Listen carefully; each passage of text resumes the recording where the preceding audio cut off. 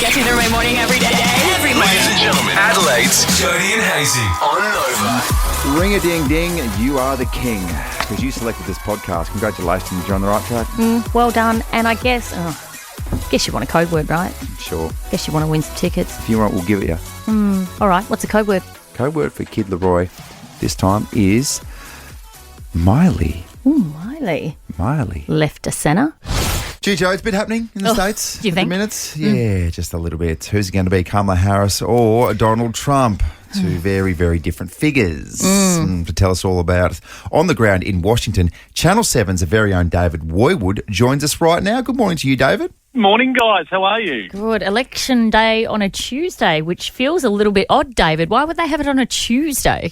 I know, we sort of get used to that weekend election, but over here it's just the thing they do in November, that Tuesday, that first Tuesday, and millions of Americans, they mark it in their diary every 4 years and they head to those ballot boxes. In fact, we've got about 80 million Americans will be voting today, and even before today we had about 80 million ballots already cast either through those early or mail-in voting. So it is a major exercise in democracy today, and so far, look, everything is sort of going to plan. We are well accustomed to Trump supporters being slightly unhinged at times.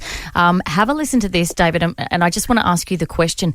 Will things go horribly pear-shaped if Trump loses the election? Have a listen to this Trump supporter. If he were to lose again, what would that mean for the country in your estimation? We'd have an uprising. When you say, what does that mean? Can you be specific? Civil war. You think it'll be a civil war if Trump loses again? Oh, yes, I do. I mean, we're hearing reports of businesses being boarded up in preparation of a Trump loss. What's the feeling like over there if he does actually go down in flames? Yeah, look, it's a highly anxious moment for America right now, and we've been hearing those claims and counterclaims as well from the Republican Party that if today does not go their way, that there could be some form of political uprising. Now, what form that would actually take, we have no idea. Donald Trump and his team have said that is absolutely ridiculous. They're not going to do that. But we've already seen for the past few weeks a number of very high-profile surrogates for Donald Trump, including the world's richest man, Elon Musk. He has been out pushing those voter fraud claims and other things, sort of hinting at some kind of action if this does not go their way. So, look, a highly anxious moment, as we say. Boarding up has been happening in Washington, D.C. for the past few days as well. Businesses there, our hotel included, just sort of bracing for the worst, but we just don't know what that would look like if the election goes either way at this point. Well, women's reproductive rights, will that decide this election? Because there is a lot of pushback about the fact that if you're in certain states in America, you cannot have an abortion. Is that going to be key to this election? Certainly the Democrats think this is going to be a hugely motivating factor, particularly for, unsurprisingly, for women. And we've already seen that early registration really skyrocket, particularly among the Democrat Party, with women as well. So it would appear from the early outset that this is a major motivating factor. Donald Trump, for his part, has said that he wouldn't be pushing for a federal abortion ban. He's sort of had a few positions on this, in fact, over recent months. And he is saying that he would allow it to the states and whoever is running those states to make up their own reproductive rights legal system. So we don't really know his position on it, and if he would, in fact, come over the top of that is certainly the fear that the Democrats are now pushing. But, yeah, this has become a major issue. In fact, it's right up there with the economy and immigration on issues that voters are taking to the polling booth today. Tell you what's also disappointing is both parties have said they'll stand firm on the right to bear arms as well. So neither one of these candidates are planning on taking guns back from Americans. No, yeah, it's a really fascinating point, isn't it? Because normally we would think that guns would be a major voting issue for a lot of people here, considering the gun violence that has swept this country. But we haven't really heard it. It's been a real non-entity in this election process. In fact, Kamala Harris has said that she's a proud gun owner. So it's been a real non-issue in this campaign. Guns. We're so beautifully sheltered over here in Australia, aren't we? Hey, David, just before we let you go, they pay millions of dollars to get celebrities to tell people to try and vote. Is there any sort of worth in maybe trying a new tactic? And I don't know, maybe setting up some barbecues, just sizzling some sausages, putting them in bread and saying, if you vote, you'll get one of these? I mean, it works in Australia. I know we have compulsory voting, but it's kind of the joy of going to the ballot box, isn't it? You get a snag or, yeah, I reckon they could go a couple of sausages for sure. I know, it's a good tactic. David Woiwod from Channel 7, you do a magnificent job. It's going to be a busy few days and weeks for you. When do we expect a result? Oh, my God, that is the million-dollar question right now, isn't it? I mean, a number of these states, including Nevada, a result's not expected there for some time, given the process by which they actually go through that counting. So, look, if it all hinges on one state, it could be a long, long time, or it could be tonight. We just have no idea. David, we appreciate your time. I speak on all of the ladies in this team. We love watching you on TV. Oh, yeah, we do. Thanks, guys. Especially glasses studious David. We love that version of you. But also Cap David as well. Yes, we never know what we're going to get, which is the beauty of you, David. You're very much studied here. Thanks, guys. I'll take it as a compliment. Thanks, team. Please do. Your father, he's on the naughty list. Jody and Hazy's Naughty at 6:40. Naughty. All the naughty blue stuff, get it out of your system, Joe. It's before we straighten up after 7 o'clock, okay? Do it. I like this little space. How about this? Let's talk milk. A trendy cafe in Melbourne has stunned patrons with a unique alternative milk offering. Surgy Boy, located on Collins Street in Docklands. Collins Street's the main one, isn't it? I've been to Melbourne like twice in my life. What? Yeah. Really? I've hardly been to Melbourne. Why don't you leave the house? Oh my gosh, I'm so comfortable in South Australia, specifically my house. Yeah. It's tough to get me here. They had a sign on its counter last week offering the usual milks, of course, almond, oat, lactose-free. However, one cafe goer was baffled to see that under the regular milk options, the sign read, next week, breast milk for $5. That's right, I said breast milk for Really? $5. Yeah. Wow. Okay. So, long story short, turned out it was a joke. Yeah. The guys at Surgy Boy, I'll tell you what, wild Christmas party. Oh, my God. Oh, my God. It's insane. Prank City. Yeah. I think a lot of people online were like, yeah, I'm not sure about this joke. Yeah. It does seem like something that would happen in Melbourne. Yeah, so true. I mean, let's be honest about this. Melbourne, when it comes to coffee, the people are absolute wankers. Spot on. And they think their coffee's superior. Actually, it's not. We do beautiful coffee here in South Australia. 100%. In terms of the wankiness in Melbourne, you're gonna limit it just to coffee? Oh, yeah. We just throw a general blanket over the city, you know what I mean? Oh, very good morning to all our Melbourne listeners this morning too. But there's so much to choose from these days, isn't there? Yeah. There's your long macchiato, your cappuccino, latte, flat white, mocha, affogato, batch brew, cold drip, cold brew, whatever. Ridiculous. I'll just stick to 1 cup of chino with 1 sugar. Thank you very much. Basic. Would you try breast milk? I have tried breast milk. That's right. Excuse me very much. Let me just press this button. Oh, yeah. Oh, thank you No, very don't much. clap it. Don't clap. No one's clapping I that. appreciate that. Oh, what do you want, this? Yes. I've tried breast milk a couple of times. When and why? Well, the first time that I tried breast milk was when I was living with a guy called Brett Ellison, prominent North Melbourne player from back in the day, 200 gamer, 2-time premiership player. His wife had some breast milk there, and me and my housemate. It wasn't even Cara's. It wasn't even Cara's. Oh, my God. And we tried it. Yeah. And she said her name is Nita, absolutely gorgeous lady. Yeah. She said, yeah, boys, you can try it if you want. You're sickos, but you can try it. And I did, and I remember it being really, really quite sweet, but not very nice. Yeah. And then I tried Cara's breast milk before as well, just to see what it tastes like. You're an absolute sicko. I've got a 1-year-old called Sonny, and we're like, what's all the fuss about, Sonny? Give Uncle Dada a turn as well. Sonny constantly cruising around with a milk moustache. I want a breast milk moustache. I don't understand what is worse, you trying breast milk or saying Uncle Dada wants a turn. Give Uncle Dada a turn. There's 2 boobs there. Why can't we go 1 for 1? Anyway, yeah, it's not great. Nah. Yeah. All right. It's from all the breast milk that I've consumed, a little bit sweet, but not something that you want to put in your coffee. Yeah, right. I just like the way that having breast milk in my breast made my breast look. Yes, Oh, very goodness full. me. I remember my husband in hospital was like, came in when I was in the shower and he goes, oh my God, my milk had just gone. He goes, did you come in to have a baby or an augmentation? I need to know. I need to know now. I need to know. I need to know. I need to know. What's in the news today? I need to know this. Here's what you need to know. What you need to know with Jody and Hazy. When I ask you what coffee company is synonymous with Adelaide and South Australia, what would you say? Willowbend. No. I mean, that's true. You That's know I love local. Willowbend. I'm I quite know. Gordon Street. But absolutely, Chibo. Chibo. Well, guess what? Chibo will be no more. So Adelaide's 22 Chibo espresso outlets have been bought out by a Queensland coffee and cake giant.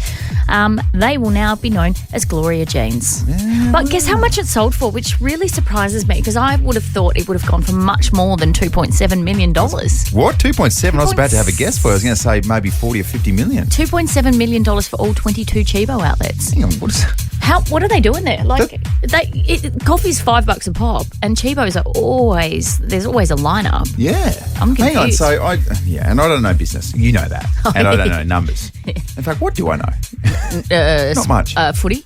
So, does that mean that, was it really, really battling? I don't know. To sell for that cheap when you've got, so many franchises? Yeah, but I said to you before, Gloria Jeans is synonymous with the Gold Coast, Brisbane. They're everywhere. So that's going to be super interesting, but also a little bit sad. I love Chibo. It's a tradition to go down and get a coffee on a Saturday morning. No, well, there you go. All good things must come to an end, as they say. More for Gloria Jeans fans, I guess. Well, I guess they have a lot of cake. If you like cake, well done. I like cake. What about this? 3 South Australian wineries have secured their spot on a list of the world's 100 best vineyards. No real surprises too, by the way. Yeah. McLaren Vale's Darrenberg. I thought that would have been higher. Do you reckon? Honest. Oh, have you been to the Cube? Yeah, it's cool. It's outstanding. That came in at number 32. Penfolds McGill Estate. Oh, also stunning. That was at 37. And Seppeltsfield in the Barossa Valley, which is so cool. That came in at 84. So that is the World's Best Vineyards 2024 Awards. They were the only Australian entries in the entire list. Do you want to, before you get into the winners, do you want to know a fun fact about Penfolds? Yeah. They've got the underground bunkers where, I can't remember the guy's name, but back in the day he was told he wasn't allowed to make red. So he would do it, he'd plant the grapes and then do it underground. Is that right? In secret. Isn't that cool? That is very, very cool. Jeez. And now you've got Penfolds Grange, single bottle selling for $7.8 million, more than Cheapos. Oh my God. Do you know, here's the other thing I'll expose myself. You don't know wine? You get me a $3.2 million bottle of red or a bottle of Stump Jump. Yeah. It all tastes the same to me. It does, doesn't it? Unfortunately, I love them both equally. Yes, exactly. So don't waste good wine on me. No. I'll say that much. Congratulations to the winner. Bodegas del los Herederos del Marqués de Riscal in Rioja, Spain. I don't know that you could have nailed that name more. Thank you. You've just got, you've just got to say it with confidence, I guess. We lost out to Spain, Chile, and South Africa. Okay, we're the home of wine. I didn't know that South Africa did where's a good France? job. Oh! They were supposed to. Where's the Italians in all Cop of that this? France, cop that Italy, cop that New Zealand. Are they in there? No. Good stuff. Probably somewhere. Hey, just finally as well, big day in America. Oh, yeah. Boy. Goodness. They are deciding on their new leader. It's gracious me. And if it doesn't go Trump's way, here's a dire warning from a hardcore Trump fan. He were to lose again, what would that mean for the country in your estimation? We'd have an uprising. When you say, what does that mean? Can you be specific? Civil war. You think it'll be a civil war if Trump loses again? Oh, yes, I do. Did Trump tell you to say that? Wow. Interesting times ahead. It's actually frightening. And I know that there are people in America who are honestly embarrassed to have Trump as a candidate. So I don't know. There's a very good chance that he wins. And cards on the table, I don't like what he stands for. I don't like the way he treats women. I don't like his racist language. I don't like his divisive... His fake tan, his divisive policies, any of it. His wispy hair. Yeah, so... His rig. Okay. His golf swing. Have you seen that? Yet still quite effective. Yeah. Shocking swing. Yeah. Yet nails the fairway every time. I don't understand. Anyway. Probably rig the golf balls. I just want the good guys to win in this scenario. There we go.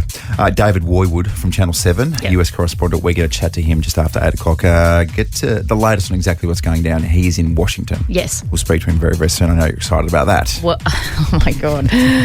Does anyone want a little bit of David Woiwod for breakfast? Yes, please. Do you know what? Usually I'd sit back and be like, come on, ladies. But I agree with you.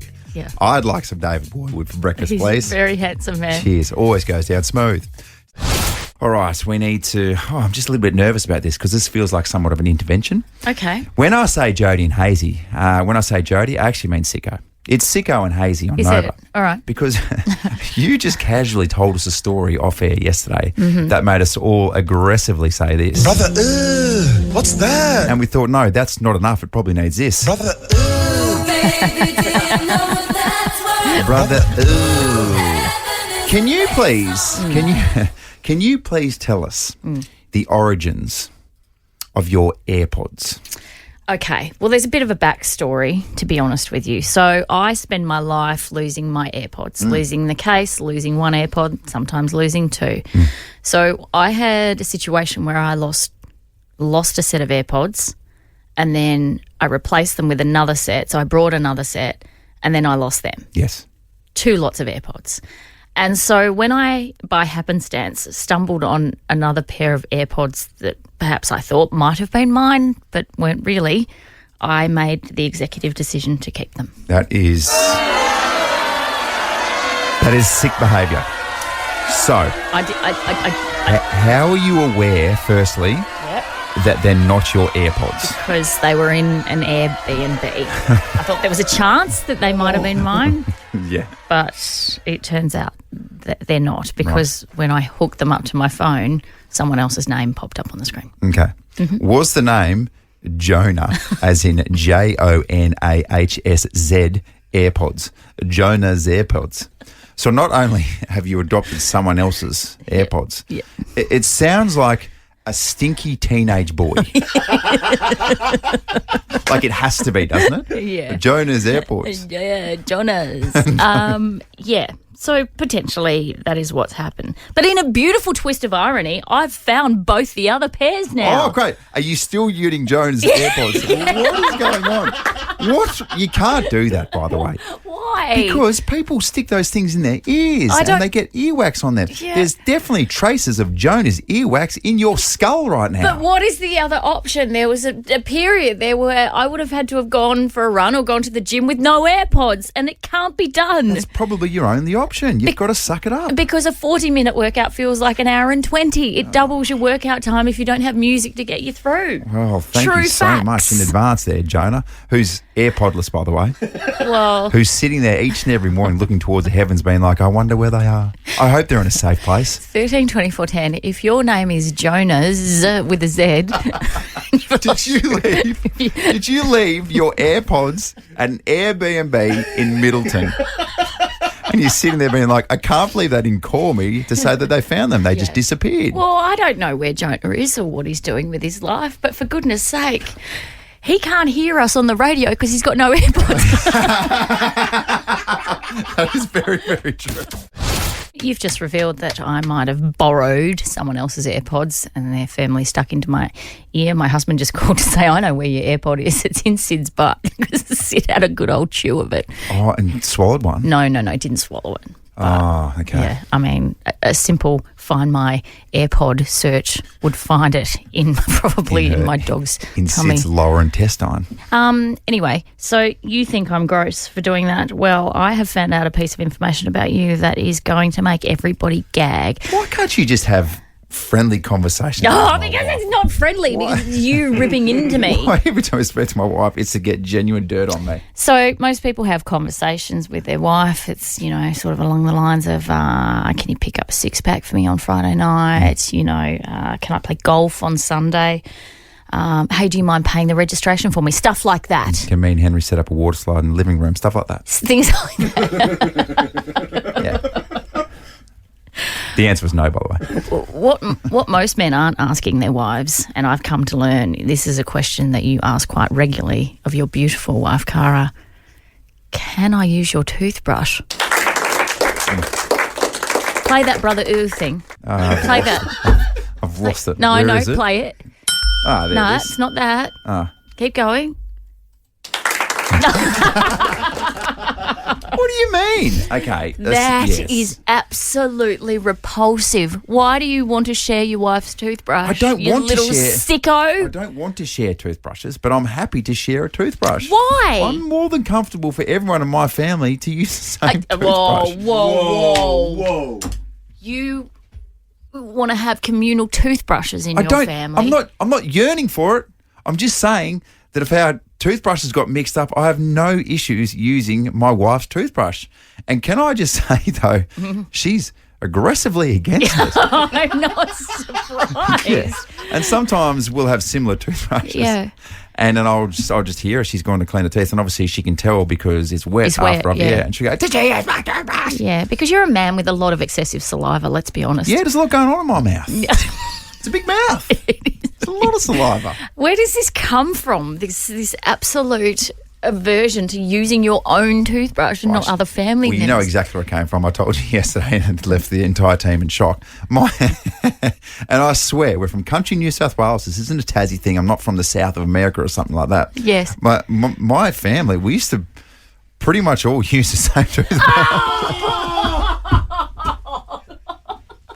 I understand now that perhaps that's a little bit strange, but because I grew up with that, I thought it was completely normal. Wait. So you would use the same toothbrush as your mum or your dad or your siblings? Yes. Brother, what's that? Yeah, that's just the hazers all potentially using the same toothbrush. I had no problem with it. It's not like someone would use it because we're all orally very hygienic, so it's not like someone's really soiling the toothbrush. Please don't use the words family and orally hygienic in the same sentence ever. Don't ever do that again. Also, if you've got some feedback on this, 13 24 10 because we're all in shock. Yeah, I'm not sure I want the feedback, to be honest. Was it 13 24 10? Yeah. Not 13 10 60? I'm just going to get my stupidometer out and let's just measure it. Where's it at? Where's it at right now? Oh, no, Jones, you broke it. What have you done? So the other day I was at Channel 10 and I finished my story, which was on a horse. Why? Is that a detail in the story? I don't know. Sound like you were that guy in the Old Spice ad. No, it was a story on a horse called The Map. Right. Remember I told you yesterday's because it's from Tassie. Yeah. So you did. That's a fun fact from The Map, isn't it? So in between that, I finished my story and then I had an hour to kill before we had CFS training, which cool. And so I went to the supermarket and I thought, I'm going to get a snack. I'm going to get a snack so I can have a cup of tea during the training and I'm going to have a biscuit. So I picked myself up what I thought was a packet of biscuits, no shoe they're called, low carb, 98% sugar-free biscuits. And I was like, this is going to be awesome. So I got back to my desk and then I opened it up. I've got it in my hand. And I was like, for the love of God, that is a cookie mix. Oh, my gosh. Yes. Can you imagine the disappointment? Can you imagine yourself being in this position and making that mistake? I don't know if people make these mistakes. Did you get so sidetracked by the fact that it says low carb and 98% fat, sugar free? Yes. That you didn't realise that it's just a big thing of powder? I was so excited that I thought, oh, look at this healthy, delicious snack that's going to get me through 2 hours of CFS training. And then here we are. But you had a great suggestion. What would you tell everyone your suggestion? Well, I think maybe we could call it content and maybe we could make a video of it. We're going to do a cookie throwback. No. So we can throw your head back. Oh, yeah. Let's put an egg in there. Let's put some milk in there, maybe some water. Swish it. and let's swivel you around a few 360. and then chuck me in the oven for 45 minutes. That's nice. See what happens.